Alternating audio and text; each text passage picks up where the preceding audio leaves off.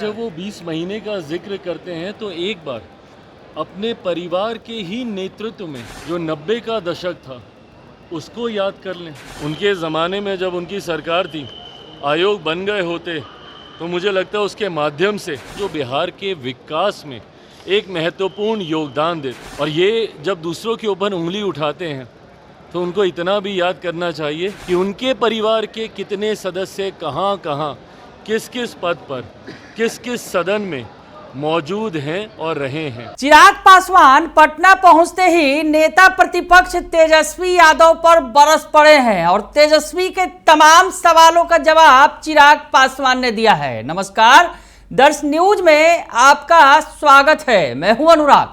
तेजस्वी यादव लगातार सवाल उठा रहे हैं एनडीए सरकार पर और जनता से कह रहे हैं कि उन्हें 20 महीने का वक्त दीजिए, वो 20 महीने में ही कमाल करके दिखा देंगे, 20 साल की उन्हें जरूरत नहीं है। तो चिराग पासवान पटना पहुंचे हैं और चिराग पासवान ने बढ़िया से, अगर यूं कहा जाए, सरिया कर पूरा जवाब दिया है नेता प्रतिपक्ष तेजस्वी यादव को। दामाद आयोग पर भी उन्होंने बड़ी बात कह दी है, जो जिस पर हमला बोल रहे थे तेजस्वी यादव। तो चिराग पासवान ने क्या कुछ कहा है तेजस्वी यादव को, किस तरह से जवाब दिया है, पटना पहुंचते ही पूरी तरह से फायर हो गए हैं और क्या कह रहे हैं, आप पूरा बयान सुन लीजिए चिराग पासवान का। देखिए, ये 20 महीने का जो ये जिक्र कर रहे हैं ना, शायद ये भूल जाते हैं कि 15 साल बिहार की जनता ने इन्हें और इनके परिवार को देने का काम किया। और उन 15 सालों में जो इन्होंने बिहार को बर्बाद करने का काम किया, परिणाम स्वरूप आज भी कई बिहारी जो उस वक्त बिहार से पलायन करके गए थे, पीढ़ियां बीत गई पर वो वापस नहीं आ पाए उनके जंगल राज की वजह से। तो ऐसे में जब वो 20 महीने का जिक्र करते हैं तो एक बार अपने परिवार के ही नेतृत्व में जो 90 का दशक था उसको याद कर लें। और उसको याद करना ज़रूरी है क्योंकि उस दशक ने जो बिहार के हालात किए थे, आज भी उस खाई को भरते हुए दशकों बीत गए हैं और उसके जिम्मेदार सिर्फ राष्ट्रीय जनता दल, इनकी पार्टी और इनके परिवार का नेतृत्व ही रहा है, जिसकी वजह से आज भी बिहार बनिस्पत राज्यों के अगर उस ऊंचाई पे नहीं पहुंच पाया, उसका जिम्मेदार वो 90 का दशक रहा है। और ये आज की तारीख में जो यंग वोटर्स हैं और ख़ास तौर पर जो फर्स्ट टाइम वोटर्स हैं, जिन्होंने शायद वो 90 का दशक नहीं देखा होगा, जो 2005 के बाद पैदा हुए होंगे और 2025 में पहली बार वोट डालने जा रहे होंगे, उनको ये जानना ज़रूरी है कि क्या था वो 90 का दशक और क्यों उसको जंगल राज के नाम से कहा जाता है।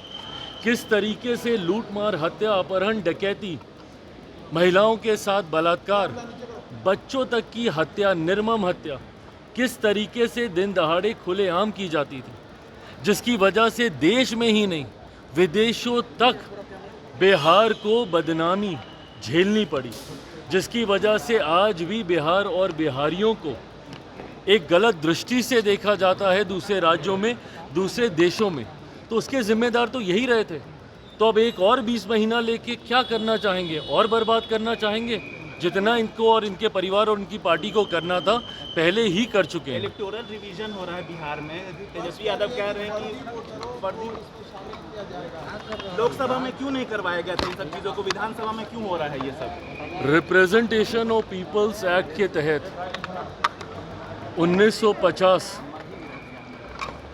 इसके तहत ये प्रोसेस समय समय पर अपनाया जाता है और इसको अपनाना भी ज़रूरी है, ताकि इसकी आड़ में जो फर्जीवाड़ा होता है, कई बार हम लोग देखते हैं कि अगर किसी का निधन हो गया, उसके नाम भी इसमें वोटर लिस्ट में डला होता है, जिसकी वजह से जो सही मतदाता है, जो वोटर है, वो अपना वोट नहीं डाल पाता है।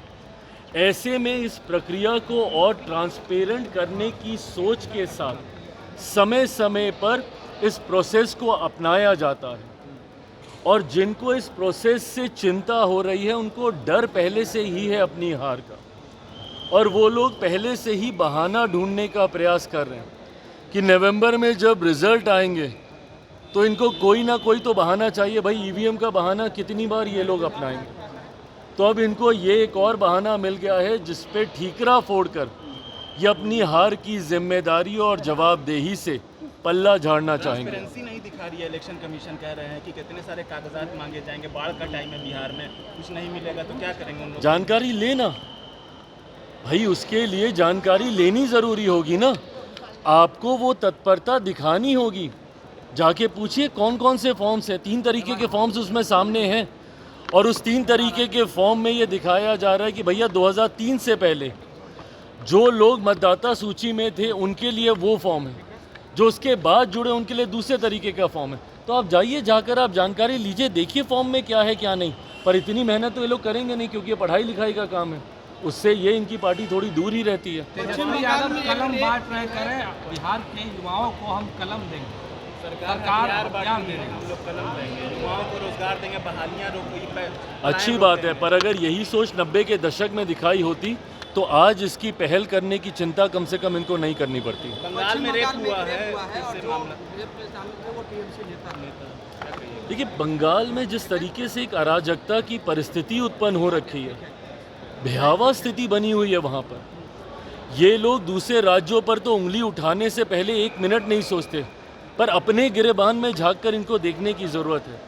आज भी आज़ादी के इतने वर्षों के बाद सबसे ज़्यादा चुनावी हिंसा अगर किसी राज्य में होती है तो वो बंगाल में ही होती है। आज भी वहाँ पे दिन दहाड़े लूटमार, हत्या, अपहरण, डकैती और बलात्कार जैसे अपराधों में अगर कोई लिप्त हैं तो वो सत्ताधारी दल के ही नेता, कार्यकर्ता और जनप्रतिनिधि सामने आते हैं। ऐसे में जिस तरीके से एक अराजक परिस्थिति वहाँ पे बनी हुई है, मैं तो बल्कि केंद्र सरकार से आग्रह करूँगा कि नहीं संभव है भैया वहाँ की सरकार से उस राज्य को संभालना।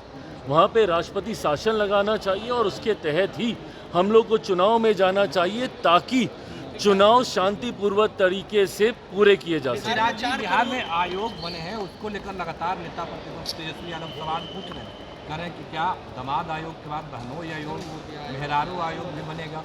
उनके ज़माने में जब उनकी सरकार थी, आयोग बन गए होते तो मुझे लगता है उसके माध्यम से कई ऐसे कार्य हैं जिनको आज सुचारू रूप से आगे बढ़ाया जा सकता था, जो बिहार के विकास में एक महत्वपूर्ण योगदान देते। और ये जब दूसरों के ऊपर उंगली उठाते हैं तो उनको इतना भी याद करना चाहिए कि उनके परिवार के कितने सदस्य कहाँ कहाँ, किस किस पद पर, किस किस सदन में मौजूद हैं और रहे हैं। वो तो उस परिवार से आते हैं कि जब अगर उनके पिता को जेल जाना पड़ता है तो उनकी माताजी को मुख्यमंत्री बनाया जाता है। वो किस कानून के तहत हुआ था किसी को नहीं पता। बट बहरहाल मैं ये मानता हूँ कि अंतोगत्वा आपकी काबिलियत ही आपको आगे लेकर जाती है। अगर किसी अध्यक्ष में जिसको आयोग की जिम्मेदारी दी गई है, अगर वो उसके लायक नहीं होंगे, काबिल नहीं होंगे, तो सरकार बैठी है, ये एक संवैधानिक पद है फैसला लेने के लिए। संसद चुनाव कर रहे हैं, क्या आप वहाँ से ऐलान कर सकते हैं आने वाले विधानसभा चुनाव में कहाँ से लड़ेंगे? भाई, कल एक बड़ी बैठक पार्टी के द्वारा आयोजित, एक बड़ी सभा पार्टी के द्वारा आयोजित की जा रही है नालंदा के राजगीर में। जैसा मैंने कहा कि हम लोग अलग अलग संभाग के कुछ जिलों को एकत्रित कर हम लोग ऐसी बड़ी सभा का आयोजन कर रहे हैं। कल बहुजन भीम संवाद है। हाल फिलहाल के दिनों में विपक्ष ने अनुसूचित जाति जनजाति से आने वाले लोगों को भ्रमित करने के लिए कई तरीके के भ्रम फैलाने का, फॉल्स नैरेटिव फैलाने का कार्य किया। लोकसभा के चुनाव के दौरान भी आप सब ने देखा होगा कि किस तरीके से आरक्षण समाप्त कर दिया जाएगा, संविधान की हत्या कर दी जाएगी। ये तमाम बातें, झूठी बातें लोकसभा चुनाव के दौरान भी इन लोगों ने फैलाने का काम किया। इन बातों का असर उत्तर प्रदेश जैसे राज्यों में हम लोग को देखने को भी मिला। ऐसे में भविष्य में चुनाव के दौरान फिर विपक्ष प्रयास करेगा इस तरीके के भ्रम को फैलाने का। किसी तरीके का भ्रम ना फैले और इस बात को सुनिश्चित करने के लिए कि जब तक चिराग पासवान जिंदा है, जब तक चिराग पासवान केंद्र सरकार का हिस्सा है, एक पहरेदार की भूमिका में हूँ मैं, समाज के अनुसूचित जाति, जनजाति, पिछड़ा, अति पिछड़ा, वंचित वर्ग से आने वाले लोगों के लिए, अल्पसंख्यक वर्ग से आने वाले लोगों के लिए एक पहरेदार की भूमिका में मैं और मेरी पार्टी है।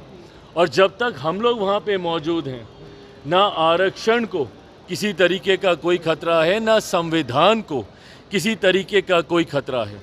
इस वर्ग में पुनः ये विश्वास दिलाने की सोच के साथ कल नालंदा के राजगीर में इस सभा का आयोजन किया जा रहा है। बड़ी संख्या में वहाँ पर लोगों की उपस्थिति होगी, जिसके माध्यम से हम लोग अपनी बातों को, बिहार फर्स्ट, बिहारी फर्स्ट को घर घर तक पहुँचाने का कार्य करेंगे। तो सुना आपने कि चिराग पासवान पटना पहुंचते ही पूरी तरह से फायर हैं। बता रहे हैं कि दामाद आयोग पर जिस तरह से वो कटाक्ष कर रहे हैं, हमला बोल रहे हैं, तो पहले उन्हें अपने भी परिवार के भीतर झांक लेना चाहिए। क्या कुछ हुआ था बिहार के अंदर 15 साल की सरकार में, और किस तरह से लालू यादव जब जेल गए थे तो राबड़ी देवी को सीएम बना दिया था। तो बड़ा हमला बोला है चिराग पासवान ने नेता प्रतिपक्ष तेजस्वी यादव पर। कल बड़ी रैली है चिराग पासवान की नालंदा में, नीतीश कुमार के गढ़ में गरजेंगे और 3 लाख लोगों के जुटने का दावा किया गया है। तो जिस तरह से बड़ी रैली है, बड़ी रैली के पहले चिराग पासवान ने सीधे पटना पहुंचकर नेता प्रतिपक्ष तेजस्वी यादव को निशाने पर ले लिया है। बने रहिए दर्श न्यूज के साथ, तमाम खबरों से आपको अपडेट रखेंगे। फिलहाल के लिए इतना ही, धन्यवाद।